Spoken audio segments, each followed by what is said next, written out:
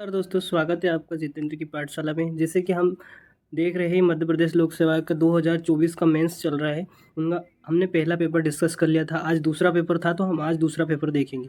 तो इसमें हमको क्या देखने को मिला है कि इसमें पॉलिटी आता है और सोशोलॉजी आता है। तो नया सब्जेक्ट सोशोलॉजी जुड़ा था, तो उसके क्या प्रश्न आएंगे ये देखेंगे। हम आज डिस्कस करेंगे पार्ट ए जो है पॉलिटी। तो चलिए देखते हैं आज क्या प्रश्न पूछे गए हैं, तो इनके बारे में डिस्कस करते हैं। पहले 2 मार्कर देखेंगे क्या प्रश्न आए हैं, उसके बाद में देखेंगे। तो पहले है कि संविधान प्रारूप समिति के 4 सदस्यों के नाम लिखिए। कुल मिला के इतना लिखा गया है कि प्रारूप समिति के 4 सदस्यों के नाम लिखना था, बिल्कुल आगे बढ़ना था आपको। भारतीय संविधान की उद्देशिका में उल्लेखित राजनीतिक न्याय से आप क्या समझते हैं, तो ये आपसे पूछ लिया गया है प्रस्तावना से। तो बिल्कुल आपको याद रखना है, प्रस्तावना आपको याद होना प्रस्तावना। भारतीय सर्वोच्च न्यायालय द्वारा गठित 2 नई न्यायपीठ, अब उसने पूछा है 2 नई जो गठित न्यायपीठ कौन सी है उनके बारे में पूछा है। तो ये भी याद रखना आपको। भारतीय संविधान के अनुच्छेद 149 में क्या प्रावधान है, तो आपको ये सीएजी के बारे में लिखना था इसमें। भारतीय राजनीति में मतदान व्यवहार के 4 निर्धारक तत्व क्या है। भारतीय राजनीति में देखिए, फिर से क्वेश्चन देखिए थोड़ा सा। भारतीय राजनीति में मतदान व्यवहार के 4 निर्धारक तत्व क्या है। नेक्स्ट क्वेश्चन देखिए, सिविल सोसाइटी नागरिक समाज से क्या तात्पर्य है। तो ये क्वेश्चन पूछे, ये बन जाएंगे इजी से।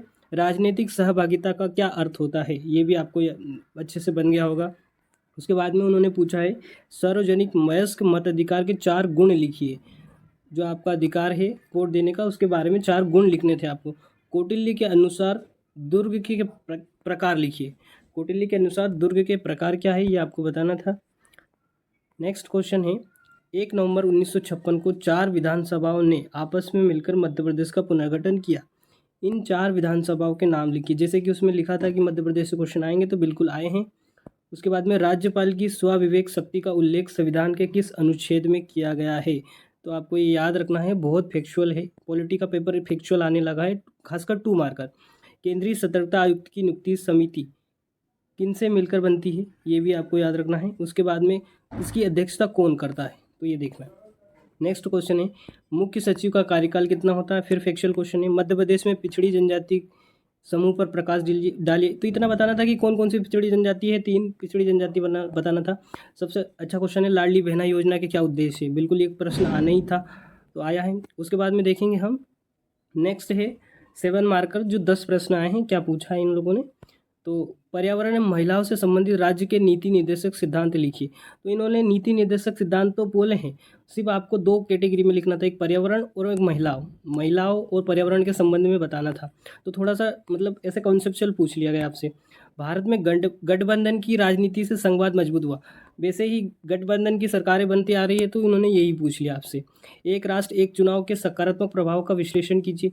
बिल्कुल ये प्रश्न आना जायज़ था, क्योंकि एक राष्ट्र एक चुनाव बहुत ज़्यादा चर्चाओं में था, इसीलिए प्रश्न बना है और आगे भी बनता ही रहेगा। हो सकता है कि अगली प्रीलिम्स में आपके लिए बन जाए। इसकी समिति के सदस्य कौन है, ये भी पूछ सकते हैं आपसे, तो ये आपको अच्छे से करना है। नेक्स्ट क्वेश्चन है, राष्ट्रीय एकता की समस्या के निराकरण हेतु 7 उपाय इंगित कीजिए। राष्ट्रीय एकता की जो समस्या है उसको निराकरण देना है आपको, उपाय बताना है। उसके बाद में एकल हस्तांतरणी मत प्रणाली को समझाइए। ये भी रिपीटेड क्वेश्चन है। जयप्रकाश नारायण के अनुसार जनतंत्र समाज के मुद्दे क्या है। तो जैसे कि आपको पता है कि आपके उसमें थिंकर डले हैं, पॉलिटिकल थिंकर, तो उससे पूछा गया है। उच्च न्यायालयों के न्यायाधीशों को हटाने की प्रक्रिया लिखिए। उच्च न्यायालय के न्यायाधीशों को हटाने की प्रक्रिया लिखिए, ये भी बिल्कुल आपसे बन जाएगा। नेक्स्ट क्वेश्चन है, संसदीय लोकतंत्र में जवाबदेही किस प्रकार की होती है, तो ये भी आपसे बन जाएगा। नेक्स्ट पूछा है, अशोक मेहता समिति की 7 सिफारिशें लिखनी थी। पंचायत राज से प्रश्न आया है, तो ये बहुत अच्छे से बन गया होगा आपसे, बिल्कुल पढ़ते ही आ रहे हैं आप। मध्य प्रदेश की राजनीति में महिलाओं के कम प्रतिनिधित्व के कारण बताइए। जैसा कि उन लोगों ने लिखा है, सिलेबस की आखिरी लाइन है, महिलाओं के समसामयिक मुद्दे, महिलाओं की भागीदारी लिखी है राजनीति में, तो ये उससे ही प्रश्न आया है, बिल्कुल लाइन टू लाइन आया। नेक्स्ट देखेंगे हम। 5 क्वेश्चन आते हैं 10 मार्कर के, जो लॉन्ग है, 200 शब्दों में आपको लिखना रहता है। तो अब इनको देखेंगे हम। तो पहला क्वेश्चन क्या है, मूल अधिकार और राज्य के नीति निर्देशक सिद्धांत एक दूसरे के पूरक है। तो दोस्तों ये मैं बता देता हूँ आपको, ये रिपीटेड क्वेश्चन है, आप प्रीवियस ईयर पेपर में जाकर देख सकते हो। केंद्रीय राज्य संबंधों में वित्तीय क्षेत्रों में तनाव के विषयों की विवेचना कीजिए। बिल्कुल ये भी हर बार ही पूछा गया है, जब भी पॉलिटी का पेपर हुआ तो केंद्र राज्य संबंध आपसे पूछा गया है। अलग अलग तरीके से पूछ लिया गया है, पर पूछा गया है, तो ये भी रिपीटेड ही माना जाएगा इसमें। विगत 3 दशकों में भारत में चुनाव प्रक्रिया में कौन सी संस्थागत सुधार हुए? देखो, बार-बार ईवीएम पर आरोप लगते हैं तो इसलिए ये भी प्रश्न बनना जायज़ था और चुनाव आयोग इसीलिए बता क्या प्रयास कर रहे हैं हम, तो ये सब उसी के से प्रश्न बन गया। लोक सेवा आयोग के कार्यों को समझाइए, इसके सदस्य द्वारा सदस्य न रहने पर पद धारण करने संबंधित प्रतिषेध बताइए। तो ये पीएससी से ही आ गया, ये भी आयोग से आया। लोकतंत्र के सफल संचालन के लिए आवश्यक शर्तों की विवेचना कीजिए। लोकतंत्र और डेमोक्रेसी के सफल संचालन के लिए आपको ये लिखना था, 21वीं सदी में गांधी जी के बताए रास्ते पर चलकर हम सतत विकास को पा सकते हैं। इसकी विवेचना कीजिए। पॉलिटिकल थिंकर से क्वेश्चन है। मुख्यमंत्री ही राज्य में सत्ता का शिकार है। ये थोड़ा सा देखो, एनालिसिस क्वेश्चन आ रहे हैं, इस प्रकार के क्वेश्चन आपको हैंडल करना ही पड़ेगा, तो आपका दिमाग भी वैसे ही चलना चाहिए। उसके बाद में क्या है, राष्ट्रीय महिला आयोग के कार्य को समझाइए। बिल्कुल डायरेक्ट पूछ लिया गया है आपसे, राष्ट्रीय महिला आयोग के कार्य लिखिए। मध्य प्रदेश में जिलाधीश के कार्यों का वर्णन कीजिए और जिलाधीशों की कार्य कुशलता बढ़ाने हेतु सुझाव दीजिए। तो ये क्वेश्चन पेपर था पॉलिटी का आज का, तो हमने देखा।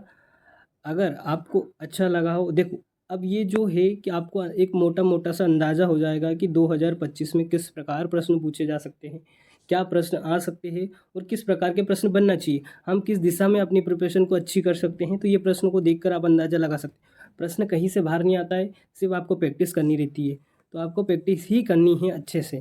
तो अच्छा, वीडियो अच्छा लगा हो तो दोस्तों चैनल को सब्सक्राइब कर ले और बाकी अगला पार्ट हम देखेंगे।